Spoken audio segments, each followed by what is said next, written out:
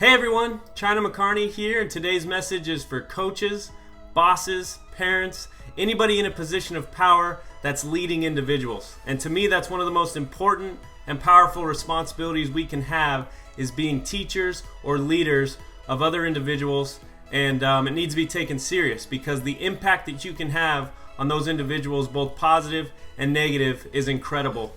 And one of the terms that is constantly brought up when we talk about elite organizations or great teams is culture.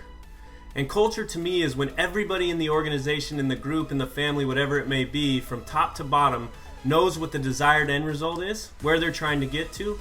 But more important than that, they know what characteristics and attributes they need to have on a daily basis to get closer to that end result.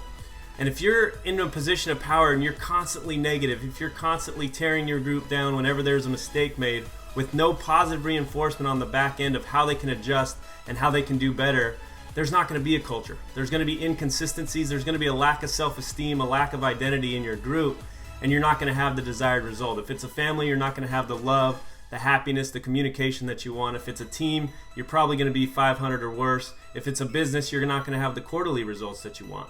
And this is where you have to be honest with yourself. If you're fortunate enough to be leading people, if you're fortunate enough to be in a position of power, you have to ask yourself, are you doing it for yourself or are you doing it for the group? Because if your ego gets in the way and you're doing it for yourself, get ready for a life that's unfulfilled and undesirable results. But if you're doing it for the group and the group can feel that, and even if you're harsh with them, they know you're being harsh because it's in the best interest of the team, the best interest of the business, whatever it may be.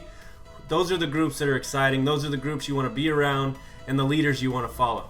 So hopefully that message hits home with some of you. If you're in a position of power, define your culture.